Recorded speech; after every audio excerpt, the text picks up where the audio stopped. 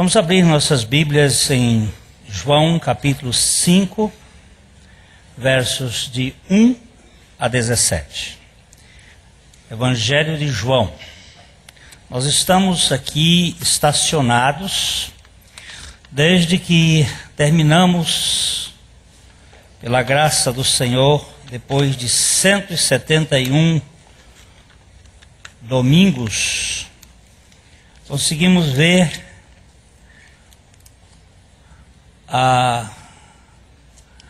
um pano de fundo da carta de Paulo a Colossenses. Eu digo isso sem nenhuma ideia de outra coisa. Mesmo que tivéssemos a eternidade para analisar, a Bíblia, ela é inesgotável. Spurgeon disse em certa ocasião: dá-me a Bíblia e a eternidade, e eu terei uma mensagem nova todos os dias, se o Espírito Santo estiver agindo. Se você pensa que ler a Bíblia muito, não existe muito para ler a Bíblia. Eu me envergonho quando eu ouço, por exemplo, ou leio, por exemplo, que George Miller, depois de ter lido a Bíblia 200 vezes, 100 vezes de joelhos, perguntaram a ele qual é o seu maior desejo na vida. Ele disse: conhecer a palavra de Deus. Ele não estava brincando. E ele não estava dizendo isso para chamar a atenção. De fato, quanto mais você lê, quanto mais você ouve a palavra de Deus, mais você vê a sua grandeza. O menininho disse ao velho pai, ao velho avô, marujo, experimentado nos mares por anos: eu queria, avô, conhecer o mar. Um dia o avô levou o menininho até a praia, e ele chegou, viu o mar, ficou admirado com o mar, brincou um pouco ali na areia. Depois ele disse: vamos embora, avô, eu já conheço o mar. E o velho marujo disse: é, filhinho, eu vivi a vida toda no mar e não conheço o mar. Você chegou aqui agora, meteu o pé na água, deu uma mergulhada e disse: vamos embora que eu agora já conheço o mar. E não dá para conhecer o mar. É grande demais. A gente vê, por exemplo, os caras aí do tempo, os caras que falam aí do aquecimento global e contam histórias para impressionar as pessoas, dizendo do aquecimento global, que nós podemos fazer grandes coisas para destruir a natureza. E eles esquecem que a Terra tem 71% de mar. Sobra 29%. Desses 29%, 15% são matas intocáveis. Sobra 14%. Desses 14%, nós temos 7% de geleiras, desertos. Sobra 7%. O que é que nós podemos fazer com 7%?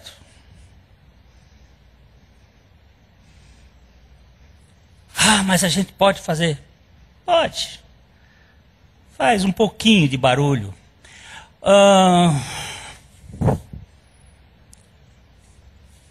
Coisas que a gente assusta às vezes. Al Gore ganhou o Prêmio Nobel da Paz por ser um defensor do meio ambiente. O mar vai subir, vai haver degelo, a terra vai se degelar, e nos próximos 20 anos não vai haver mais praias, e ele compra uma casa na beira do mar da Califórnia por $9 milhões este ano. Ele acredita no que está dizendo?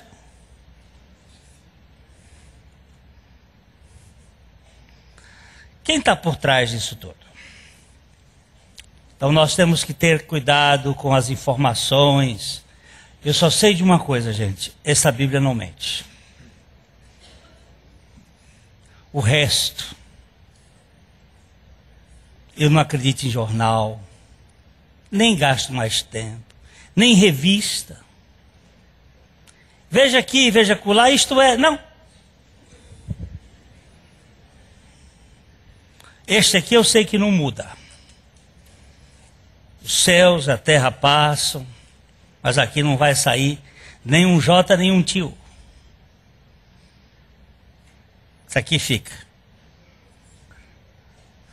Eu fico admirado com essas coisas. Então, eu disse, é panorâmico o nosso conhecimento, e é raso, é raso. Nós paramos e estacionamos aqui nessa cura de Jesus e, não sei, vamos começar a mexer nela. Porque eu tenho olhado a mim no meu espelho e a você na sua andança por aí, e eu tenho visto que nós somos muito doentes. Mas muito doentes mesmo. Ainda não encontrei uma pessoa sã na terra a não ser Jesus. E assim mesmo ele é o médico ferido, sarando as feridas. Não conheço uma pessoa que saia do diagnóstico psíquico. Ou ele é neurótico, ou ele é psicótico, ou ele é esquizofrênico, ou ele é psicopata. Ninguém escapa.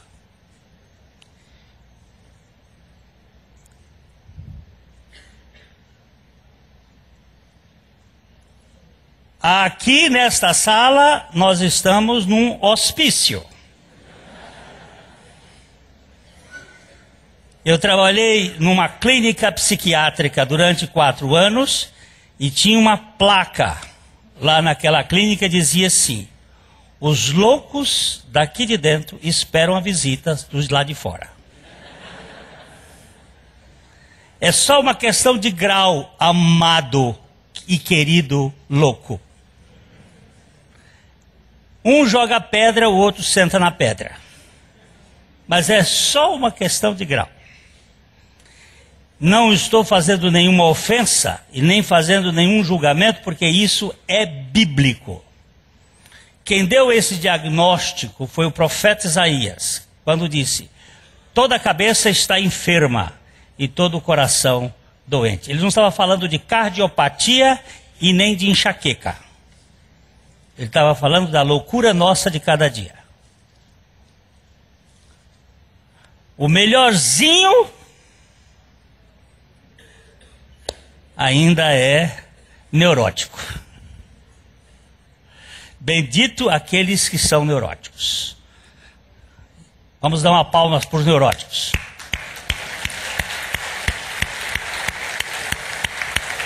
Se você não bateu palma é porque você está no caso pior.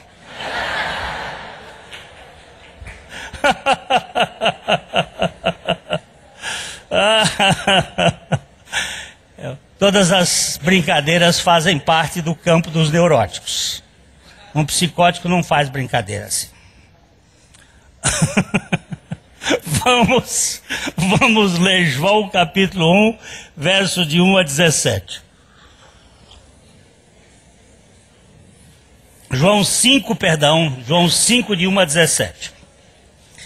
Isso aí já não é neurose nem psicose, é apenas esclerose. Passadas estas coisas, havia uma festa dos judeus e Jesus subiu para Jerusalém. Ora, existe ali junto à porta das ovelhas um tanque, chamado em hebraico Betesda, o qual tem 5 pavilhões. Nestes dias, nestes jazia uma multidão de enfermos, cegos, coxos, paralíticos, esperando que se movesse a água, porquanto um anjo descia em certo tempo, agitando-a, e o primeiro que entrava no tanque, uma vez agitada a água, sarava de qualquer doença que tivesse. Estava ali um homem enfermo havia 38 anos. Jesus, vendo-o deitado e sabendo que estava assim há muito tempo, perguntou-lhe: Queres ser curado? Respondeu-lhe o enfermo: Senhor, não tenho ninguém que me ponha no tanque. Quando a água é agitada, pois enquanto eu vou, desce outro antes de mim. Então lhe disse Jesus: Levanta-te, toma o teu leito e anda. Imediatamente o homem se viu curado, e tomando o leito, pôs-se a andar. E aquele dia era sábado. Por isso disseram os judeus ao que fora curado: Hoje é sábado, e não te é lícito carregar o teu leito. Ao que lhes respondeu: O mesmo que me curou me disse: Toma o teu leito e anda. Perguntaram-lhe a eles: Quem é o homem que te disse: Toma o teu leito e anda?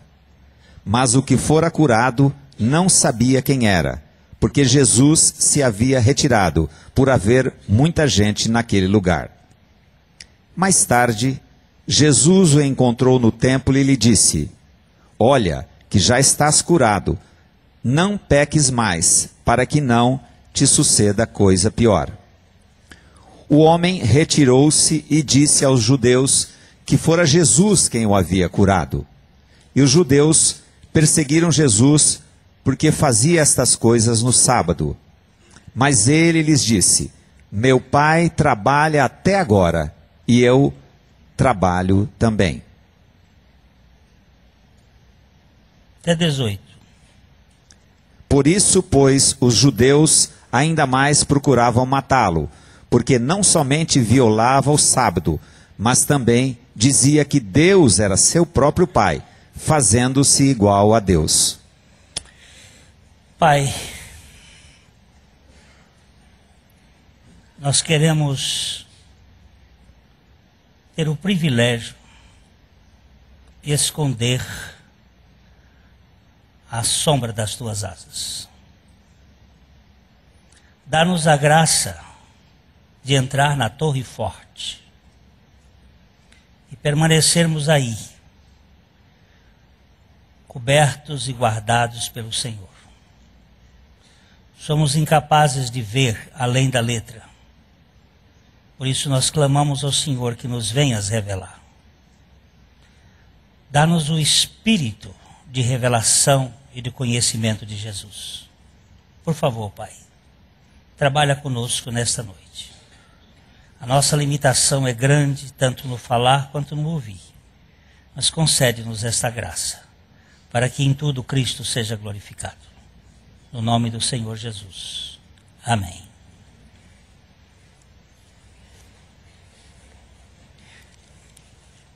Um dos meus hobbies, se é que tenho algum, é observar a gente. Eu gosto de viver pessoas. Se eu pudesse, eu faria todos os dias sentava num lugar só para ver gente passar. Eu estava falando para minha esposa ainda há pouco que minhas atividades internas, intensas. E nós estávamos em Paris, e minha esposa e minha sobrinha e meu sobrinho queriam ver um museu de arte moderna. Eu já tenho a minha cota de arte moderna. Já fui o suficiente em museus chamados de arte moderna para não querer ir mais. Eu não entendo. E dizem que é arte. E para eu não ficar julgando, eu prefiro não ir. E eles estavam lá para pagar 14 euros para entrar no Pompidou. 14 euros naquela época eram vezes 3 e pouco. Para assistir, para ver o quê?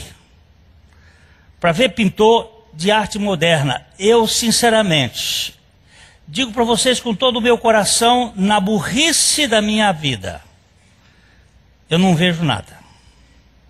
Para mim, o rei está nu.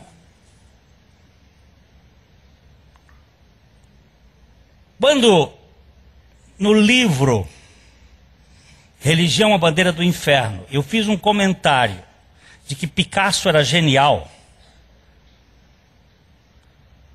uma pessoa, e que fiz uma crítica, porque dizem que Guernica é a coisa mais linda que Picasso pintou. E os críticos falam coisas maravilhosas. Mas eu fiquei diante do quadro por mais de meia hora. E, sinceramente, como eu não entendo, eu também não posso dar um parecer, sair de lá muito desanimado, com uma sensação de estupidez absurda. Mas eu acho que ele foi genial, porque quando ele viu Velázquez, Diego Velázquez, e que ele viu as meninas de Velázquez, e que ele viu o cavalo que Carlos V está montado, e que quando você olha de um lado, a perna esquerda do cavalo está dobrada, quando você olha para o outro é a perna direita que está dobrada, e você olha a questão de luz, e você abre a boca e faz assim. Isto é arte. E Velázquez disse, quando era aluno de artes em Madrid, é impossível evoluir. Se é impossível evoluir, criemos o cubismo. E ele foi genial. Porque o mundo aplaude a genialidade dele. Temos que tirar a camisa e fazer um striptease de honra à arte de Picasso. Mas eu ainda continuo obtuso para enxergar determinadas coisas. Não consigo. Tenho iniciado a tentativa de escrever um romance. O Vale das Carnaúbas. É só uma tentativa. Os personagens estão ocultos ainda. A carnaúba é uma palmeira espinhenta. Mas ela dá uma cera. E esta cera hoje ainda tem muito valor. Foi muito tempo. Vocês conheceram aqueles discos de LP? Antes do vinil, que era feito de cera de carnaúba, de 33 rotações, 78 rotações. 78 rotações. Aquele pesava meio quilo. Era feito de carnaúba. A carnaúba é uma planta do Nordeste, uma malpeira do Nordeste. Quando aquele louco deu uma marretada na Pietà, lá no Vaticano, e marcou com o martelo o mármore lindo daquela arte de Miguel Ângelo. Como fazer agora para restaurar? Foi uma arquiteta brasileira que teve a ideia de misturar a cera de carnaúba com pó de mármore e fazer uma massa dura que conseguiu gerar uma aparência como se a estátua não tivesse tido aquela batida. Ficou lindo. Carnaúba é uma palmeira muito útil, mas ela é espinhenta. O espinho terrível corta. E no Vale das Carnaúbas tem alguns personagens que ainda estão ocultos e eles são muito interessantes. Tem, por exemplo, a Hansênia. Isso tem que ser nome de nordestino. Hansênia é uma moça que teve o nome de Hansênia em homenagem à sua tia, que nasceu e teve problema da doença de Hansen. Quando o médico diagnosticou que ela sofria de hanseníase, a mãe achou o nome lindo e pôs o nome da menina de Hansênia. Se for menina, será Hansênia. E o problema é que Hansênia nunca se mexeu no ventre da mãe. Era uma menina absolutamente controlada. Era uma menina sem movimentos. A mãe tinha a impressão de que estava grávida de um feto morto. Mas ela nasceu. E era insensível. Não tinha sensibilidade. Talvez por causa do nome. A hanseníase tira a sensibilidade. As pessoas que ficam insensíveis normalmente são as que mais ferem os outros. Como elas não se sentem, elas não conseguem sentir a dor do outro. Elas são frias, indolores. Aliás, a Irodolente era a prima dela. Irodalente. Tem que ser coisa de nordestino. Mas tem gente que escreve assim. Ariano Suassuna tira lá do fundo do baú algumas coisas parecidas. Irodolente foi num casamento em que uma das damas ia entrar com um rapaz que foi criado junto. E esse rapaz tinha uma namorada. A namorada estava junto com o moço que era o par de uma outra jovem. Iam entrar juntos. A Irodolente, viu? A Irodolente assistia tudo e pergunta para a namorada: você não está com ciúme? A provocação de um sentimento de inveja, de ira, é muito comum nos insensíveis, que provocam para ver a reação. Não se importam com a dor do outro. O problema é que eu tenho um pouco disso na minha vida. E quem sabe ando com outros que tenham a mesma dor, que não podem ver ninguém feliz. Tem que provocar, tem que irritar, tem que ferir. Não pode suportar o sucesso alheio. A doença nossa de cada dia é muito mais séria.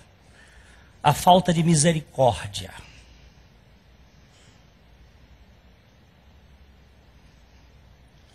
O que é misericórdia? É Deus não nos dá o que nós merecemos. O que é graça? É Deus nos dar o que nós não merecemos. O que é misericórdia? É Deus nos tirar do inferno. O que é graça? É Deus nos levar para o céu. A misericórdia vê o paralítico na cama. A graça o faz andar. Querem ser curados?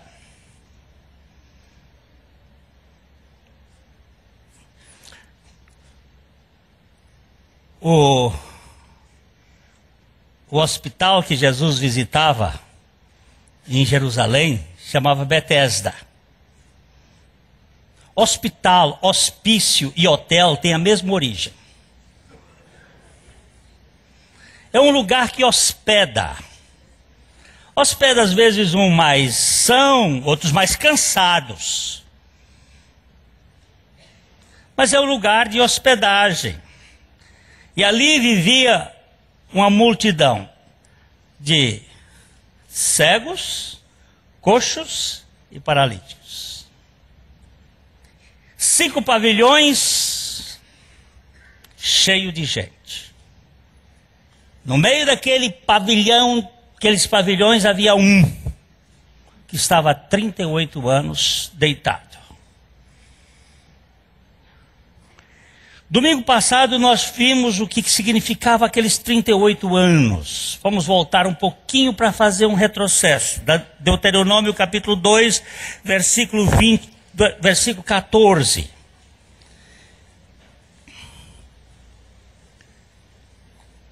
O tempo que caminhamos, desde Cades Barneia até passarmos o ribeiro de Zered, foram 38 anos, até que toda a geração dos homens de guerra se consumiu no meio do arraial, como o Senhor lhes jurara. Deus prometeu tirar o povo de Israel do Egito. Saíram de Gósen, do Sucote. De lá eles andaram até Cades Barneia. Fizeram uma viagem de 2 anos. E chegaram nas beiradas do Golfo de Acaba. Estava acabando para entrar. E aí ficaram paralíticos. Por causa da incredulidade. Viajaram 32 paragens. Pararam 32 vezes em 2 anos. Estavam agora na beira do território onde eles iam entrar. Enviaram 12 espias para espiar a terra. Os espias voltaram dizendo: a terra é linda, é boa, o cacho de uva precisa de 2 homens para carregar. Produz tudo, mas tem gigante. E os muros são intransponíveis, não dá para a gente entrar. 10 vieram com esse relatório. Relatório da impossibilidade. Relatório da incapacidade do homem. Não podemos entrar. Os problemas são grandes demais. 2 disseram: o nosso Deus é maior do que os problemas. Mas 10 contra 2 é difícil de mudar. E ali o que aconteceu? O povo foi contaminado por uma mensagem de incredulidade. Deus não tinha poder para mudar as circunstâncias. E durante 38 anos, eles andaram 10 paradas. Em 2 anos, eles fizeram 32 e fizeram 85% da jornada. 85% da jornada. Em 38 anos eles fizeram 15% da jornada. Se tornaram paralíticos. Esse texto aqui, aquele paralítico de 38 anos parado, representa o povo de Israel no deserto. O povo da incredulidade. O povo que ficou imobilizado. Vamos ler o capítulo de Números 14, 41. Números 14, 41. o que Moisés está usando aqui, uma palavra. Porém Moisés respondeu: por que transgredis o mandado do Senhor? Por isso não prosperará. Essa palavra, porque vocês foram incrédulos e transgrediram a ordem do Senhor, vocês não prosperam, vocês não andam, vocês não progridem, vocês estão imobilizados, vocês estão entrevados, vocês estão paralíticos. Essa é a palavra que Moisés usa. A incredulidade nos trava.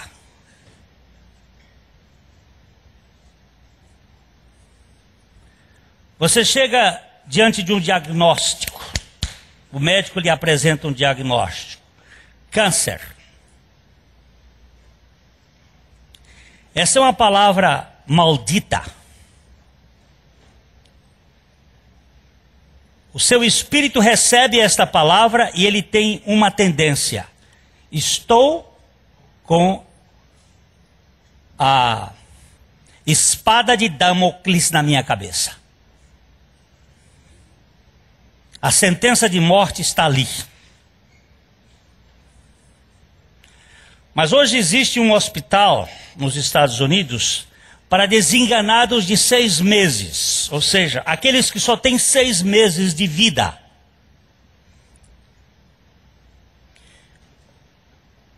Dizem, e é apenas uma piada, que os médicos enganam e no fim desenganam.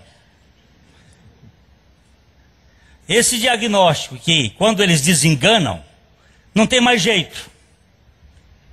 Esse hospital de desenganados de 6 meses estão tendo uma sobrevida de 7 anos, em média, simplesmente por mudar a forma de pensar.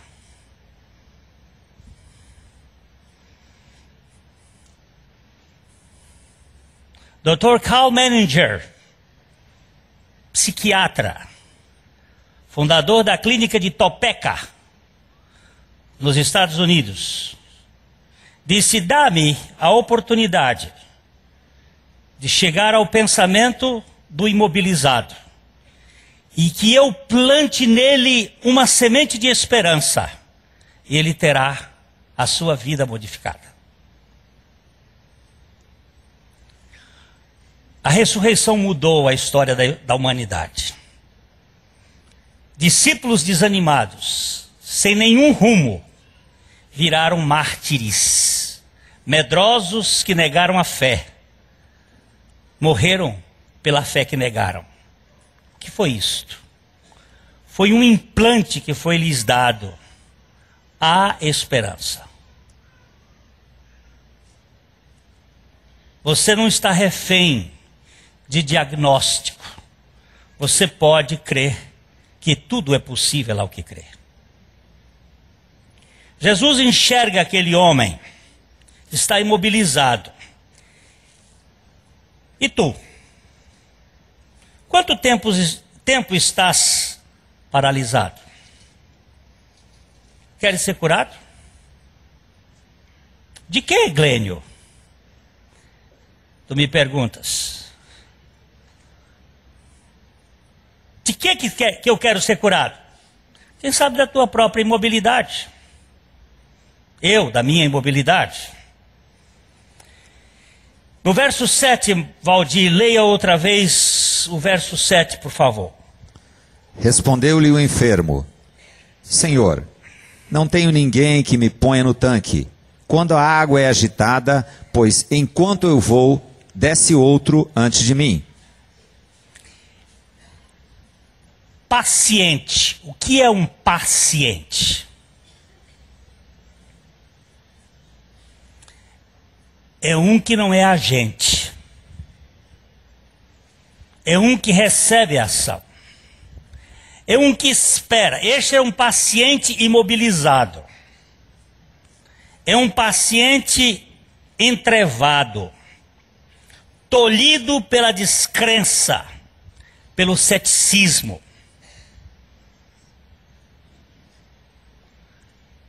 está parado.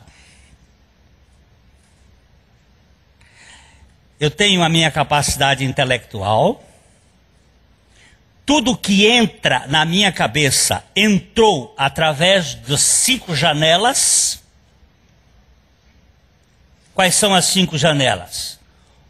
Os olhos, os ouvidos, as narinas, a boca e o tato. São 5.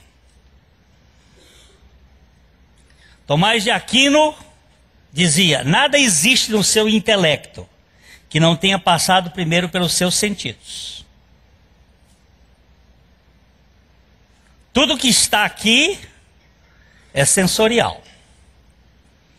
Tomás de Aquino foi o grande teólogo católico que escreveu a Suma Teológica, que é uma das obras-primas da Igreja Católica, baseada no pensamento aristotélico tomista.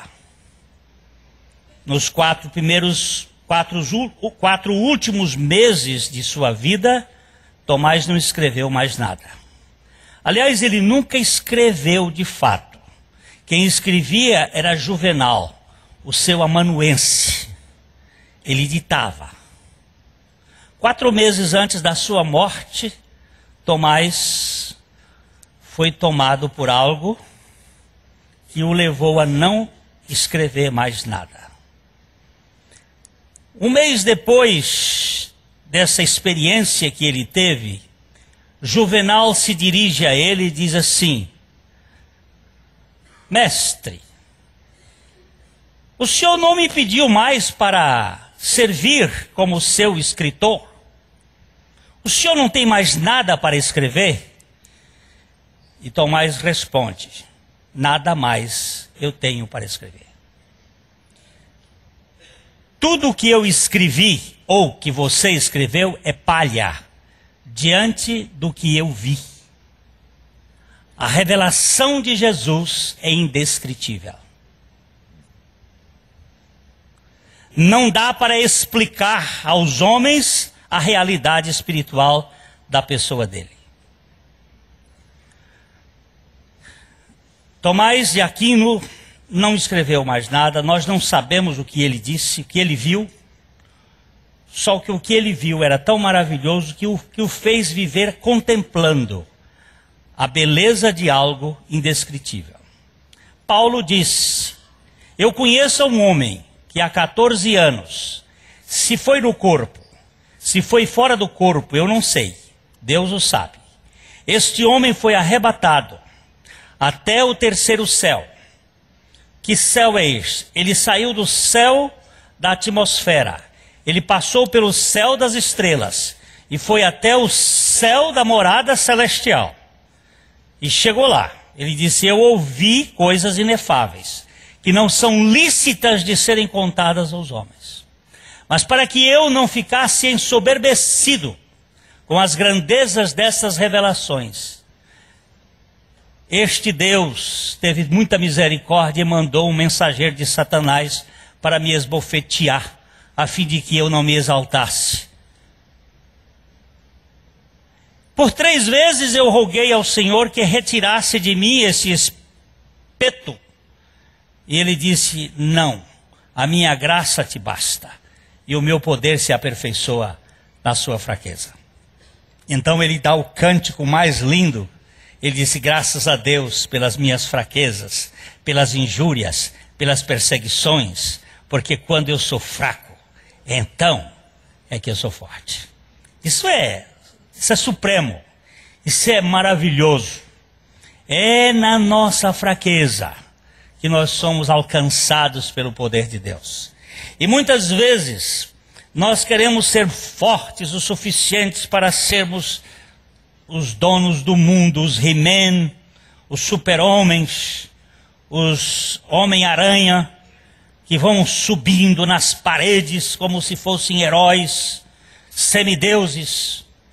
Mas Deus vê aquele que está lá caído na beira do tanque de Betesda. Ele enxerga aquele incrédulo estava ali por causa de um pecado. Nem toda doença é fruto de pecado. Nós temos no capítulo 8 de João, um doente, um cego, que os discípulos, vamos lá, Valdir, por favor, João capítulo 8, 9, 1, 2 e 3. Caminhando, Jesus viu um homem cego de nascença. E os seus discípulos perguntaram: Mestre, quem pecou, este ou seus pais, para que nascesse cego? Jesus respondeu: Nem ele pecou, nem seus pais, mas foi para que se manifestem nele as obras de Deus. Neste caso, nós temos aí um cego, que era cego, mas não era por fruto de pecado. Mas no caso do nosso cara aqui, do capítulo 5, o paralítico, é fruto do pecado. Vamos voltar no capítulo 5 de João, verso 14.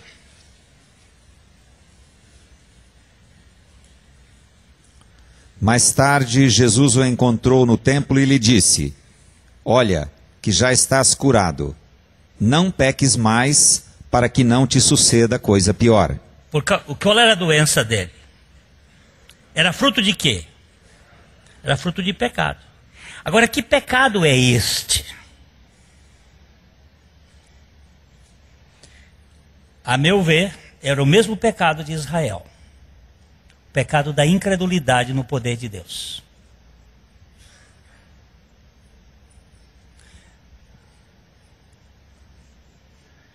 Este pecado, se alguém quiser optar ou objete, não tem problema. Esse pecado, de modo contumaz e permanente, não tem perdão. É o pecado contra o Espírito Santo. É não crer que Deus pode o que Ele diz que pode.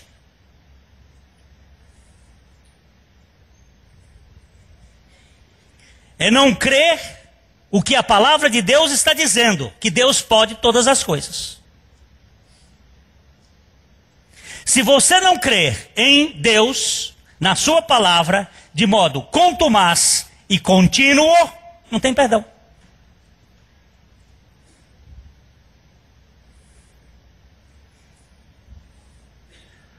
Agora, nós estamos diante de um Deus que tem poder e tem palavra. Vamos dar uma olhadinha em Marcos, no capítulo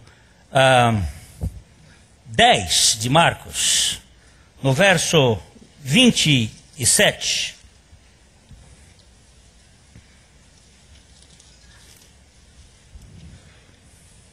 Jesus, porém, fitando neles o olhar, disse: Para os homens é impossível, contudo, não para Deus, porque para Deus tudo é possível.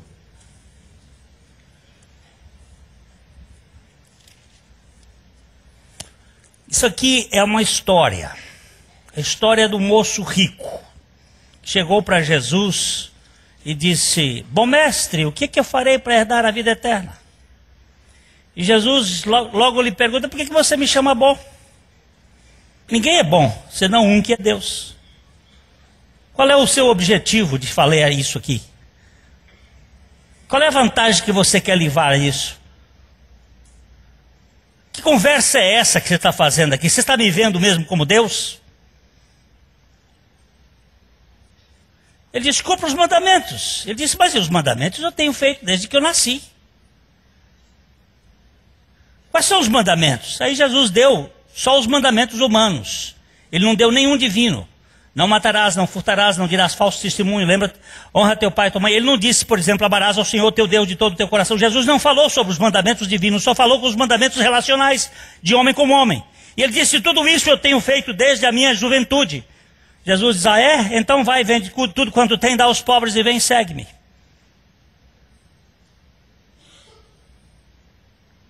Quando Jesus diz isto, o que acontece com o homem? Ele entra em decepção. Porque mais vale um passarinho na mão do que dois voando.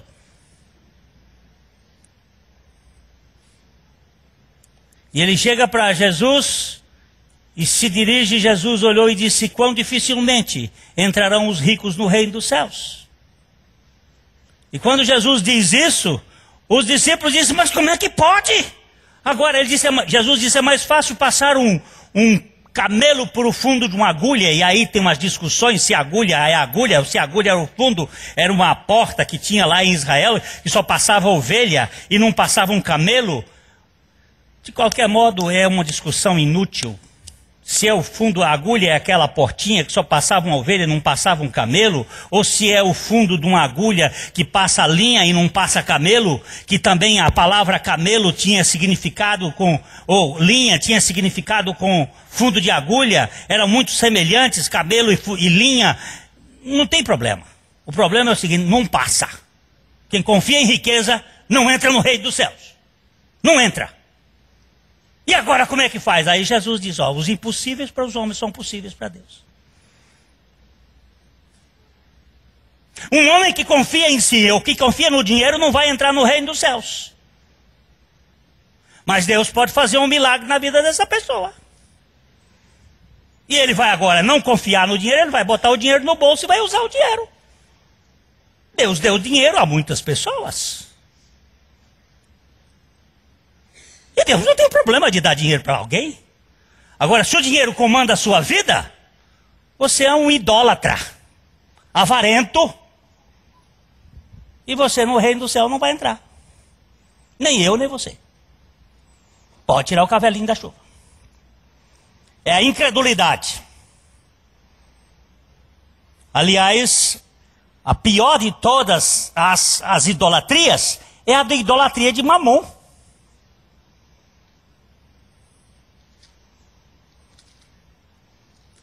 Agora,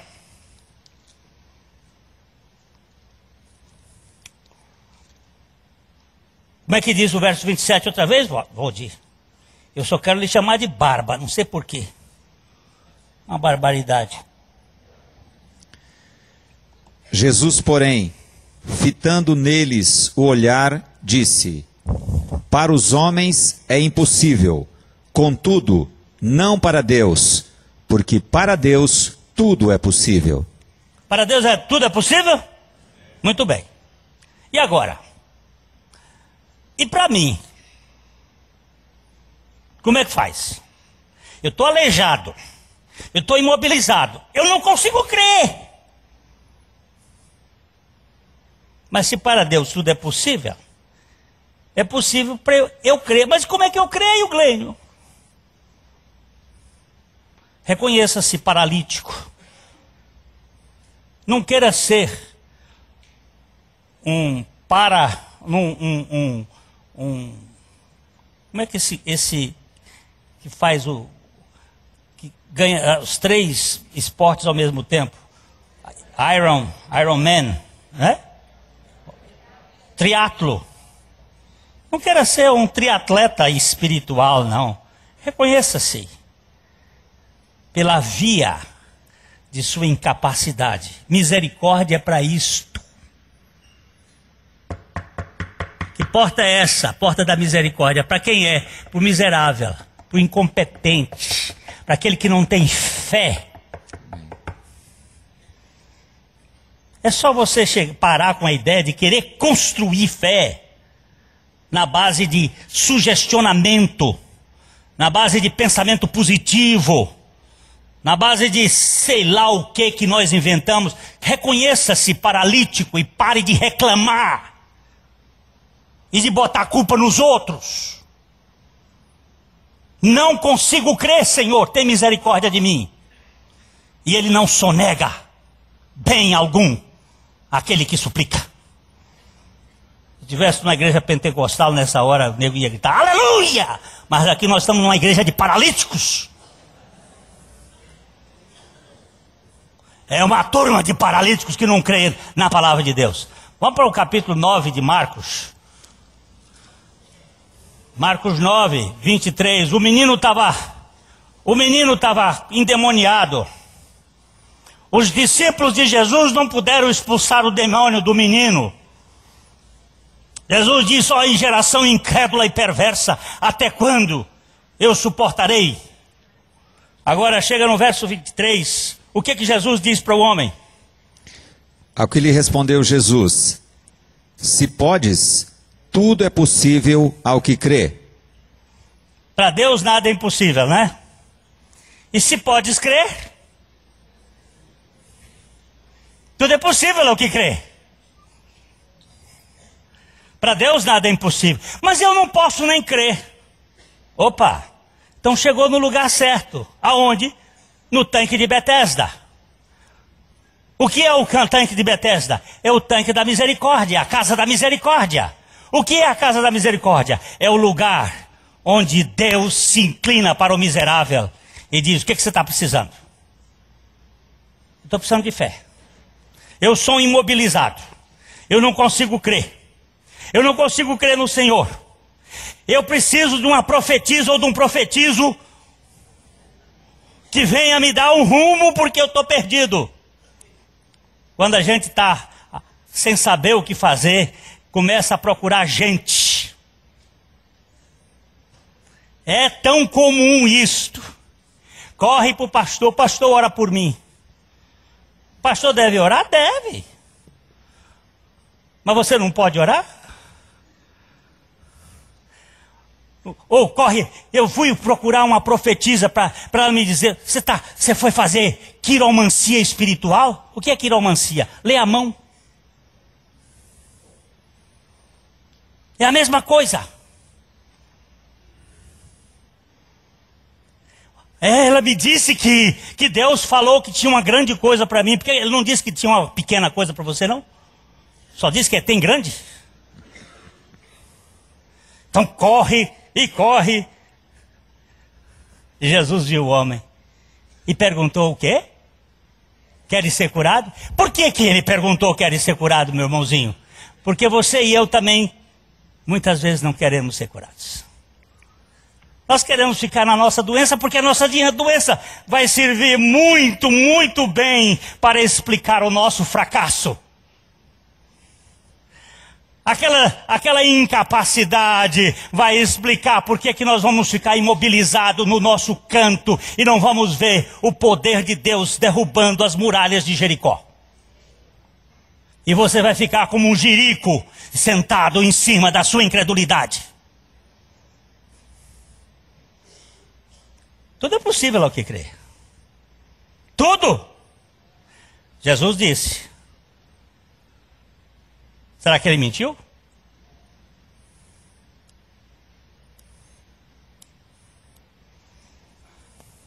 Querem ser curado de quê, Glênio?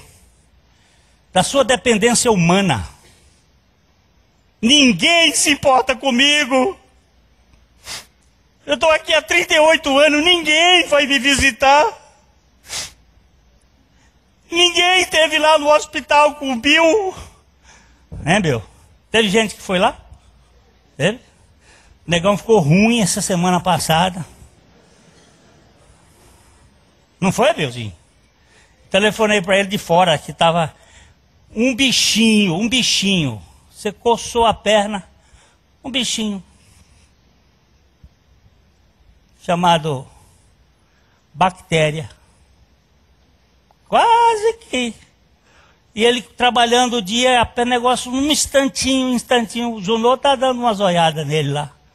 Um instantinho. Se não corre para o hospital, se não mete antibiótico em cima, ele está aí, meio ainda solto, né? É por cima, é por baixo, eu te batizo Maria.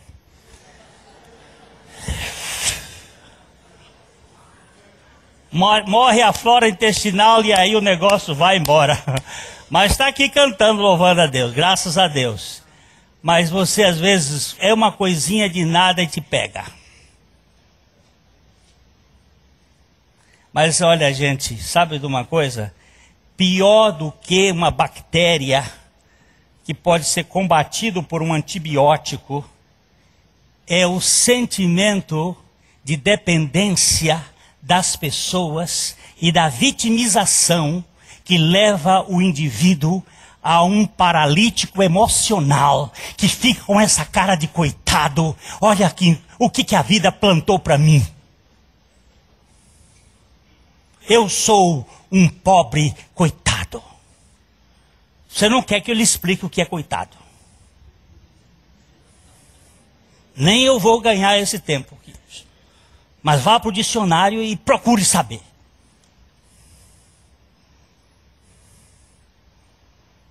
Pobres almas, como eu e você, que vivemos aí com esta cara, com esse sentimento. A voz e a língua e a linguagem rolando pelo canto da boca a sua própria derrota como paralítico emocional.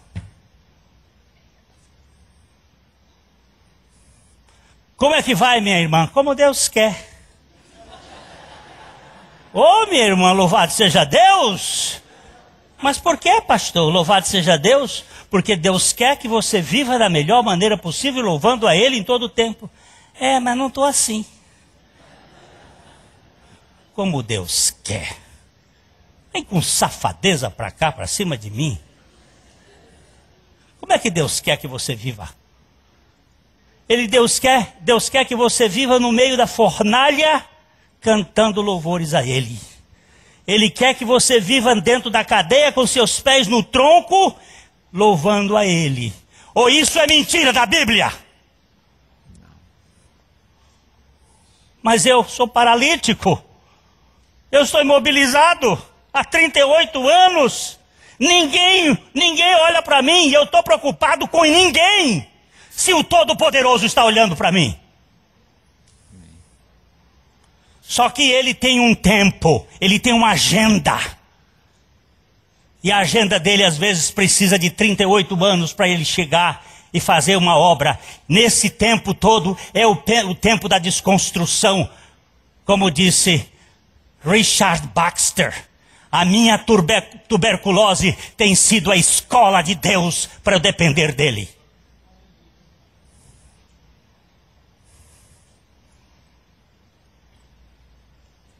Aquele homem de Deus, que andava a cavalo na Inglaterra, pregando com hemoptises e sangrando, nunca reclamava das suas dores, mas louvava a Deus e ganhava almas.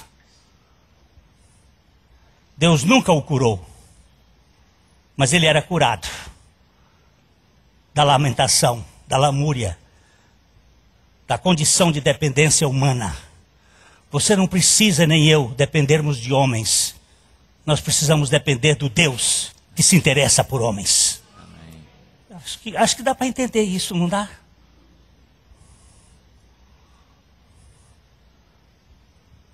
Eu estou vendo gente com sensibilidade assim, com sensibilidade de coitado, de não me toques porque eu estou feridinho. Lembre-se daquele que estava lá na cruz, dolorido, e antes de mais nada, antes de falar qualquer coisa, ele disse: Pai, eu estou aqui numa missão, mas eu quero te pedir, perdoa-os, porque eles não sabem o que estão fazendo. Querem ser curados de quê, Glênio? De quê? Da murmuração. A vinculação aos outros gera um estado de reclamação diante das decepções e frustrações. A pessoa drogada por humanismo é lamurienta. Presta atenção nessa expressão. A pessoa drogada em humanismo é lamurienta. Reclama.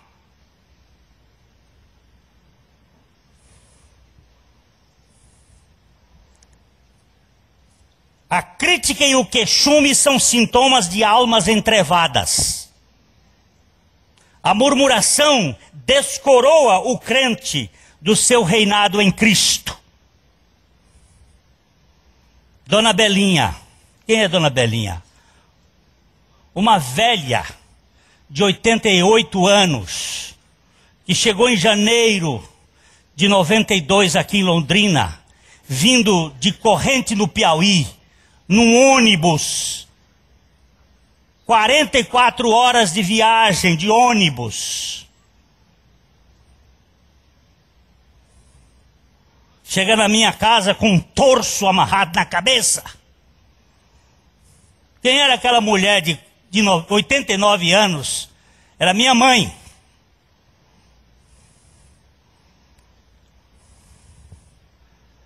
Chega do Rio de Janeiro uma família querida, um pastor de 60 anos.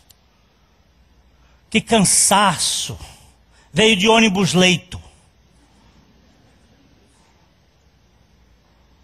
10 horas de viagem de ônibus leito.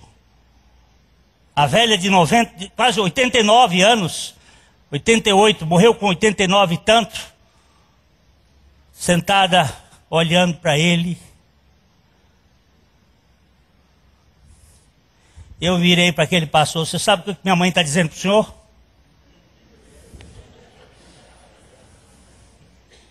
Ela está dizendo: o senhor é um murmurento.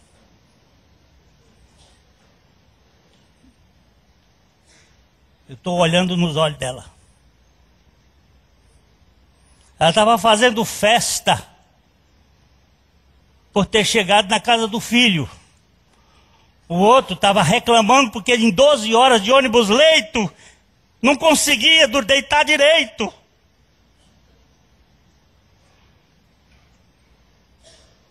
E quando eu fui viajar para o Rio de Janeiro com 17 anos, ela disse: meu filho, eu não vou mais acompanhar você, mas Deus vai com você, Ele vai te ensinar a viver a vida na dependência dEle. Você vai chegar numa hora que você não tem mamãe para chorar, mas corre para o colo dEle que Ele te sustenta.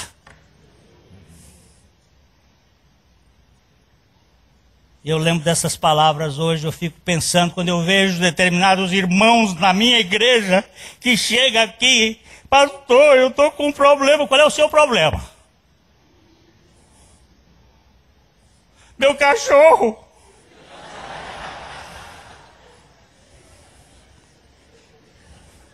Isso é coisa de cachorro mesmo, é coisa de cão. É coisa do cão. Não que nós não devamos amar e ter cuidado com os cães e com os cachorros. Alguém disse assim: eu conheço a sua vida pela maneira como você trata os seus animais. E é verdade. O meu primo chegou lá na casa do pastor Nelson, lá no Piauí, e viu o Valentim, o cachorro que está na casa do pastor Nelson, olhando, e ele olhou assim e disse assim: o senhor é um homem de boa índole. Ele tem uma mania de chamar as pessoas, quando ele vê uma pessoa assim, ele chama de boa índole. Aí o Nelson diz: por quê?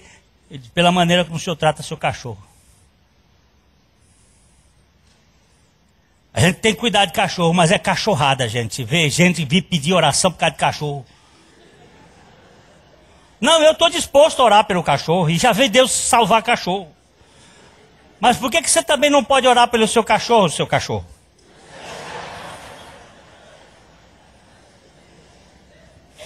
E essa murmuração intensa da vida, e essa reclamação, porque não está... Hoje, essa semana, Deus mandando chuva, chuva, que coisa mais maravilhosa. Chuva para essa terra que vai dar fruto para nós. Eu vendo, mas pastor, não para de chover. E eu virei: e você não para de reclamar. Eu prefiro a chuva do que a sua reclamação. Eu agora tenho como mais solto. A minha esposa está tentando me controlar um pouco. Ela de vez em quando diz: olha, por favor, não seja assim tão espontâneo. Ela chama espontâneo, né? Para não dizer mal educado.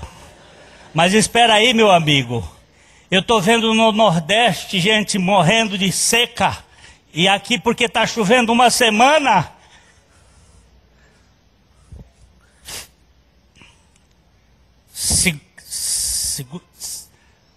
Terça-feira eu ia para Erechim. Alice. Cadê a Alice? Está trabalhando. Alice trabalha lá no aeroporto. Chegamos lá no aeroporto, tinham vários irmãos nossos que iam para os Estados Unidos e não tinha teto. Londrina não tinha teto. É capaz desse irmão estar aqui. O irmão chegou para Alice nervoso porque não podia voar, como se ela fosse culpada porque o avião não voa. E fica todo mundo nessa hora, porque tem compromisso. Você tem os seus negócios. E é lamentável que o aeroporto de Londrina não tenha esse bendito ILS. Porque os governantes daqui... Não diga.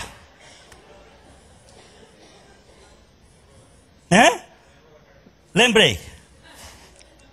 Aí, diz o cara... Ele olhou para ela e disse assim, você é da primeira igreja? Ela disse, e o pastor Glenn está aqui atrás.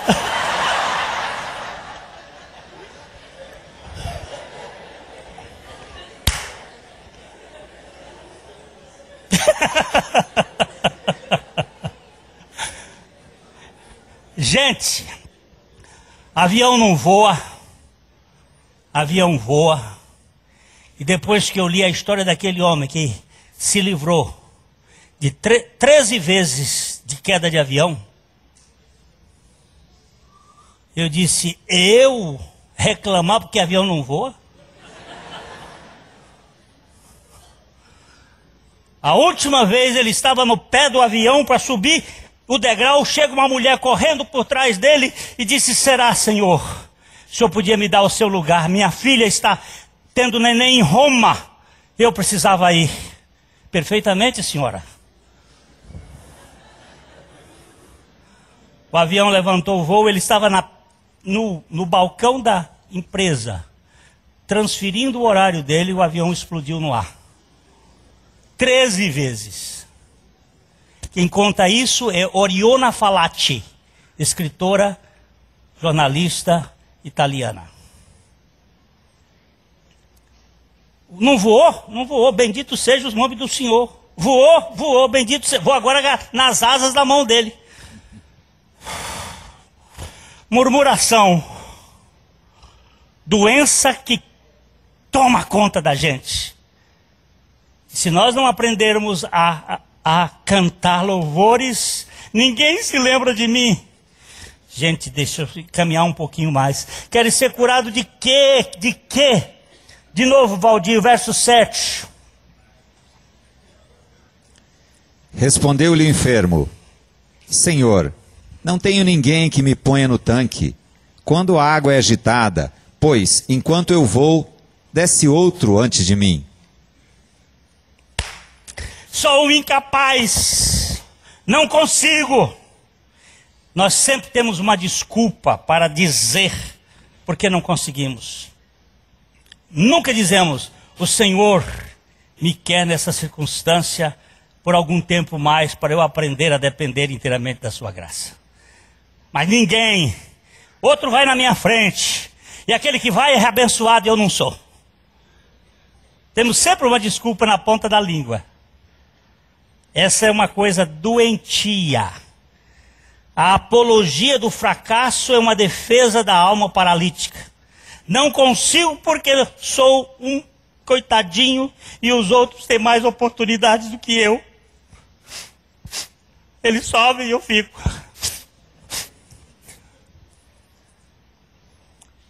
Não quero nem cumprimentar você. Tchau. 3 irmãos nossos no corredor desse corredor ali, conversando, terminando o culto, e eu só saindo. 3. Nhan, nhan, nhan. Nhan, nhan, nhan. Yeah, yeah. Não é, pastor? O quê? Nhan, nhan, nhan. Nhan, nhan, nhan. Nhan, nhan. Tchau. Pastor, mas o senhor não acha? Tchau. Vocês são os fracassados. Tchau. Vocês. Bem-aventurado o varão que não anda no conselho dos ímpios. Nem se detém, nem se assenta. Tchau. Mas pastor, o senhor é nosso pastor. Não, sou pastor de bode não. Sou pastor de ovelha. Vocês estão aí berrando igual bode.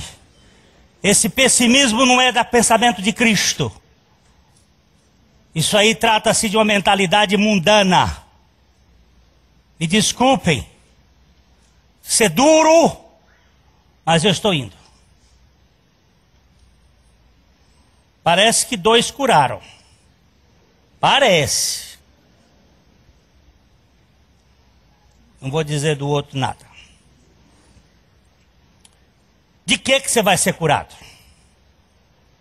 Da comparação com o êxito dos outros. Ah, meu Deus, o que é isso? Dor de cotovelo, inveja. Ó, queridos, eu estou olhando a carinha de vocês aqui, e vocês estão olhando a minha. Eu estou vendo a reação, vocês estão vendo a minha. Agora Deus vê nós dois. Não vem com essa, não, você não prospera porque você é um invejoso. Você está paralítico por causa de inveja.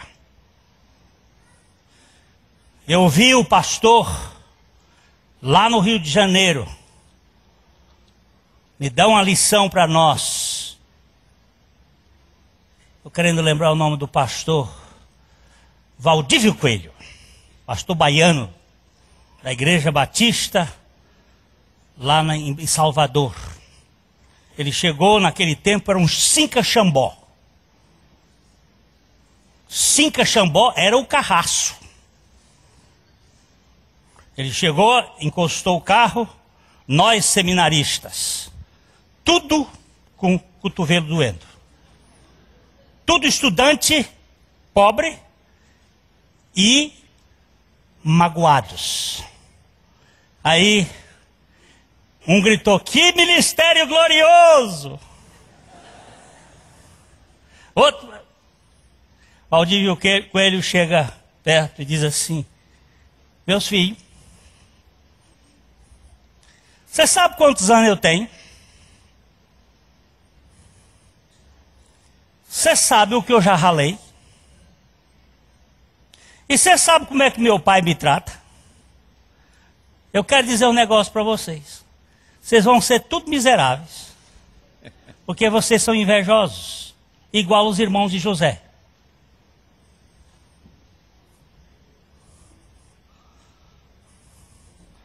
Vocês são os invejosos. Vocês não conseguem, Deus não vai trabalhar na vida de vocês com essa inveja.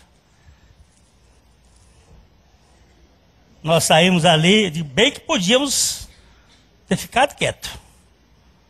Bendito Valdívio Coelho. Vou dizer hoje para você, quando você vir um cara com um carro bonito, você solta um foguete por ele. E diz, aleluia, Senhor, que aquele meu irmão está prosperando. E pare de ser desgraçadamente mesquinho, porque o invejoso nunca medrou, nem quem perto dele morou. Medrar, em português de Portugal, é prosperar. Você é paralítico pela sua inveja.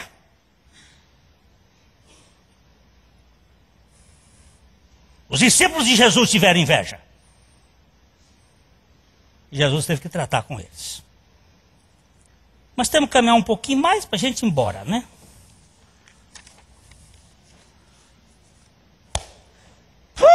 Pois tem muita coisa, não dá não. Domingo que vem eu vou pedir licença de não pregar, porque o pastor Júlio está aqui.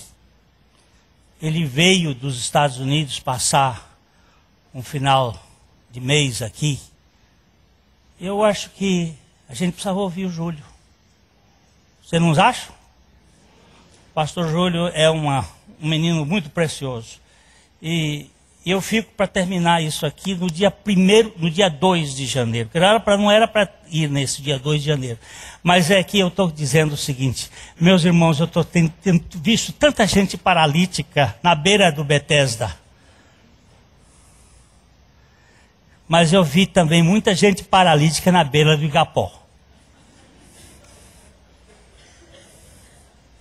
Estamos aqui na beirada do Igapó com uma turma que diz assim: não, eu nasci de novo, Cristo é minha vida. Mentira. Ou então está entrevado ainda e precisa sair desse lugar. Levanta, toma o teu leito e anda.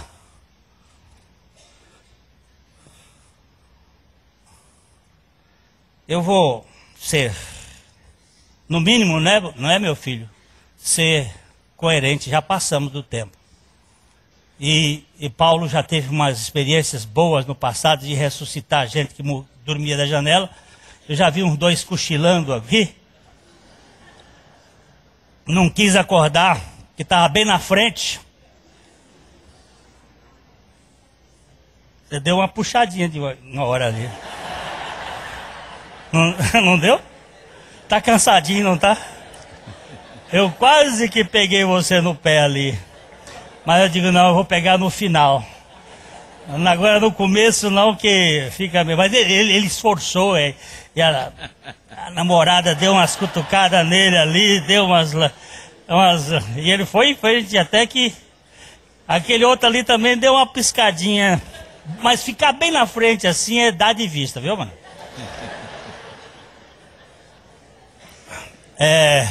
Quando vocês quiserem dormir, sentem lá mais para trás, que aí eu não vejo assim os que estão mais... Tem uns sabidos que sentam bem lá atrás, dão uma cochiladinha.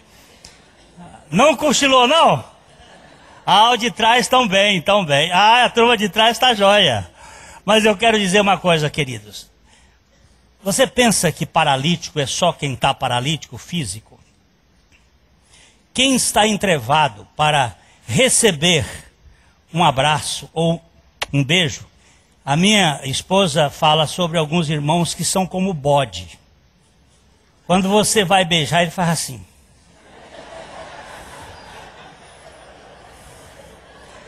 Ele não lhe beija não, porque macho não beija. Macho não beija macho. Você sabe o que é isso? Paralisia emocional. Educação mal feita. Homem que é homem não beija homem. Mas a minha Bíblia diz assim: saudai-vos uns aos outros com ósculo santo. Ósculo curador.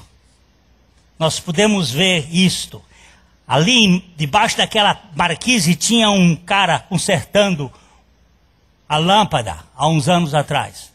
Eu cheguei e comecei a conversar com ele. Quando ele desceu, eu dei-lhe um abraço e dei um beijo nele. Ele tomou um susto. Hoje chama-se Pastor João.